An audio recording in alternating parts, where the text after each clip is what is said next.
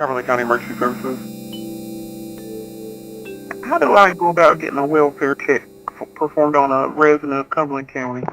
We can put the call in. What's the address? It is 3265 Butler Nursery Road. Is that off of 87? Yep. And what's your name? So I'm the program director at Methodist PA program, and one of our students, he's an older student, is 40.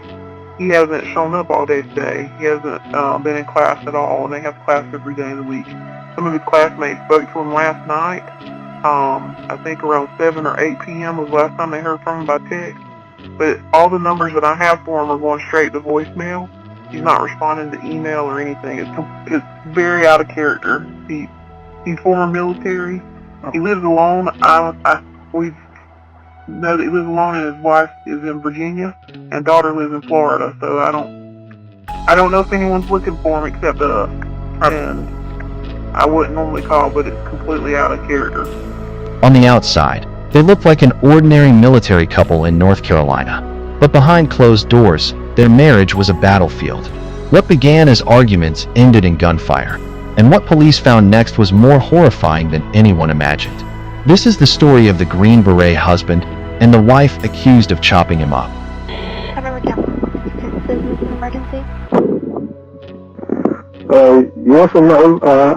It's got a pond on it, and I stopped by to check on the property in the house I got here, because I don't live in it. And it looks like there might be a part of a body floating out in the water. And it looks like that's what it is. I'm not sure. It looks like it's been there a while. There's no legs or arms or nothing on it.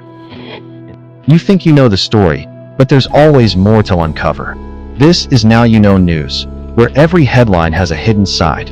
It was a quiet December night in Fayetteville, North Carolina, home to Fort Bragg, one of the largest U.S. military bases. But inside the home of Green Beret medic Clint Lawrence Walker, chaos had erupted.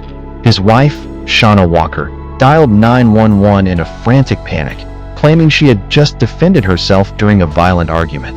Police rushed to the scene, only to uncover a chilling crime. Clint, a decorated soldier who had served multiple tours overseas, was dead, shot, and brutally dismembered. Clint Walker wasn't just any husband. He was a Green Beret, respected among his peers for his dedication, discipline, and courage under fire. Friends described him as a natural leader, someone who carried the scars of war, but also the pride of service. Back at home, though, the battles were different. Neighbors later said the couple's marriage had grown tense, strained by financial issues and long deployments. Still, no one could have imagined the deadly end that was coming. When questioned by police, Shauna painted herself as the victim. She claimed Clint had grown controlling and aggressive, and that on that December night, she feared for her life. According to her version, she fired the fatal shots in self-defense. But investigators soon noticed details that didn't add up. Why had Clint's body been dismembered? Why had evidence been moved? And why did her story change with every retelling? Detectives searching the home found Clint's remains hidden in multiple areas of the property. It was a gruesome scene that shook even seasoned investigators. Cutting up a body is rarely an act of fear. It's an act of calculation, an attempt to erase the evidence. For prosecutors, this turned the case from a claim of self-defense into something far darker, cold-blooded murder. As the community learned what had happened, the story spread like wildfire. A Green Beret, trained to survive in the most dangerous corners of the world, cut down not on the battlefield, but in his own home. Police announced Shauna's arrest, and soon, the courtroom battle began. Would the jury see her as a desperate wife defending herself, or as a calculated killer trying to cover her tracks? Jeffrey and Cassandra Dela Cruz looked picture-perfect to neighbors. He was the disciplined Green Beret, she the supportive wife. But those closest to them whispered about a different reality. Shouting matches late at night, slammed doors, and escalating tension that no one dared confront. The Army life, the long deployments, the distance, all of it had carved fault lines through their marriage. And those cracks were growing wider. By 2020, their marriage had become a powder keg. Cassandra confided to friends about jealousy, money issues, and fear that Jeffrey might leave her. Jeffrey, meanwhile, told Army buddies that his wife was unpredictable, sometimes violent. Police reports later revealed calls to the house for domestic disputes. Neither side was innocent, but together, they were explosive. On a humid July night, the storm finally broke. Cassandra claimed Jeffrey attacked her during an argument. She grabbed a gun, one shot, then another, and as the echo faded, silence filled the house. A decorated Green Beret lay dead on the floor of his own home. But the horror didn't end there, because Cassandra wasn't done. Instead of dialing 911, Cassandra turned to something darker. Prosecutors say she dragged Jeffrey's body to the bathroom.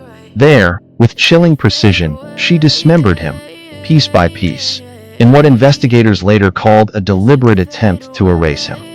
For hours, neighbors reported hearing nothing. No screams, no movement, just a house that had gone disturbingly quiet.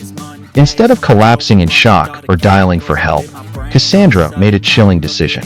Investigators say she spent hours dragging Jeffrey's body, cleaning blood, and cutting him apart. Then she stuffed pieces into plastic containers, garbage bags, and boxes. It wasn't a panicked move, prosecutors later argued. It was careful, calculated. Every motion suggested planning, not fear.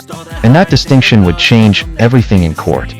She loaded her car under cover of night, neighbors none the wiser. Cassandra drove to a rural area and began discarding Jeffrey piece by piece, scattering him like refuse across the countryside. It's a grisly image, a soldier who once defended his country reduced to scattered remains in the dark. Later, prosecutors would say this wasn't desperation, this was erasure. For days, Jeffrey seemed to vanish. Friends grew worried. When Army officials couldn't reach him, they called local police. Cumberland County Emergency Services. How do I go about getting a welfare check performed on a resident of Cumberland County? Waiting for the call in. What's the address? It is 3265 Butler Nursery Road. Is that off the 87? Yep. And what's your name? So I'm the program director at Methodist PA program, and one of our students, he's an older student, is 40. He hasn't shown up all day today. He hasn't been in class at all, and they have class every day of the week. Some of his classmates spoke to him last night. I think around 7 or 8 p.m. was the last time they heard from him by text. But all the numbers that I have for him are going straight to voicemail. He's not responding to email or anything. It's very out of character. He's former military. He lives alone. We know that he lives alone, and his wife is in Virginia, and daughter lives in Florida. So I don't know if anyone's looking for him except us. And I wouldn't normally call, but it's completely out of character. Okay.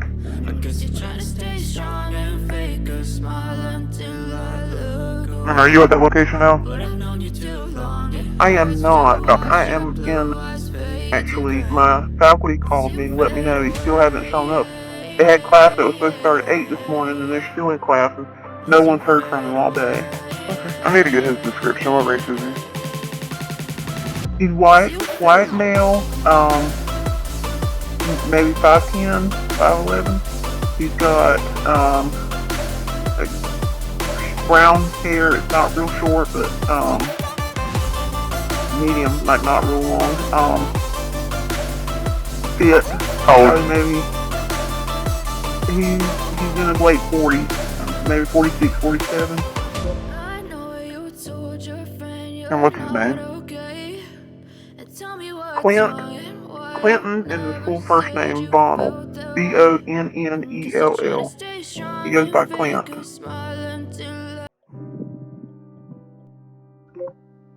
Does he have any physical, medical, or mental conditions that we need to be aware of? Not that we are aware of. Okay. And you may not know the answer to this question too, but I have to ask you: does anyone have access to weapons? He was former military, so I would assume. Okay. But that would just be an assumption. All right, I'm gonna go with unknown. And he's in the program. He was admitted he was former military. he was active duty up until he came into the program. He may still be in reserves, or active duty may be on hold for him to be in the program. So he's got security clearances. There's no threat or anything that we're aware of. Well, to tell you the truth, why I'm worried is, for one, it's not like him to not show up. This is a high-stakes program, so if they don't come, they let us know ahead of time that they're not going to be there. He definitely wouldn't miss the whole day. Alright, I'll let you go now. An officer will be dispatched as soon as possible. Just call us back if you get new information. Soon after, investigators uncovered evidence in Cassandra's home that told a very different story: blood traces, cleaning supplies, and signs of a cover-up. What began as a missing person report quickly morphed into something darker: a homicide investigation. It didn't take long for search teams to connect the dots. In fields, ditches, and wooded areas, they began finding Jeffrey's remains. Piece by piece, his body was recovered, and with each discovery, investigators built a clearer picture of what Cassandra had done. It was no longer speculation. It was fact, a brutal act carried out in cold blood. On August 1st, police finally moved in. Cassandra was taken into custody, accused of murdering and dismembering her own husband. She didn't resist. In fact, officers later said she appeared strangely calm, almost detached, as though she'd already accepted the outcome. But if investigators expected a confession, they were wrong. Cassandra claimed she acted in self-defense. She painted herself as the victim. In court, Cassandra's defense attorneys leaned heavily on her self-defense story. They argued that Jeffrey was violent, that she feared for her life, that the shooting had been survival. But prosecutors shredded the argument. They showed jurors the evidence of careful cleanup, the dismemberment, the disposal. This wasn't survival, they said. This was murder, followed by a cover-up. The jury didn't deliberate for long. The brutality of the crime, the methodical way Jeffrey was cut apart, and the lies Cassandra told to cover her tracks, all of it weighed heavily. When the verdict was read, Cassandra sat stone-faced. Guilty. The once ordinary army wife now faced a lifetime behind bars. In the end, Jeffrey Delacruz's service to his country was overshadowed by the way his life ended, not on a battlefield, but in his own home. His fellow soldiers spoke of honor and loyalty. His family mourned the cruelty of his final moments. And as Cassandra was led away in chains, the community was left with one question that still lingers: how does love curdle into something this monstrous? The judge's words echoed through the courtroom as Cassandra was handed a lengthy prison sentence. Life, with little chance of freedom. She showed little reaction, just a blank stare. But outside those walls, Jeffrey's loved ones wept. His mother, broken by grief, described the verdict as both justice and a reminder of the horror that had stolen her son. For her, the punishment would never erase the crime. The empty seat at family dinners would always remain. Jeffrey wasn't just a victim in a headline. He was a decorated Green Beret, a man who had worn his country's uniform with honor. His brothers in arms described him as loyal, driven, and willing to put others before himself. To them, his death wasn't just personal tragedy, it was betrayal. Betrayal by the woman he had trusted most. They carried his memory in silence, the way soldiers often do, but the pain lingered in every story they told. Even with Cassandra behind bars, the case left behind chilling questions. How does love curdle into hate? How does a marriage built on trust dissolve into violence? And finally, into butchery? Friends of the couple still replay their last interactions, searching for warning signs they might have missed. And for strangers, the case is a haunting reminder that the greatest dangers sometimes don't come from outside the home, but from within it. In the end, the story of Jeffrey and Cassandra Delacruz is more than a crime scene report. It is a portrait of love gone horribly wrong, of a soldier's life stolen not by war, but by betrayal. It is a reminder of how fragile trust can be, and how darkness can hide in plain sight. One man's service ended not on the battlefield, but in the place he should have felt safest. And that reality may be the most terrifying detail of all.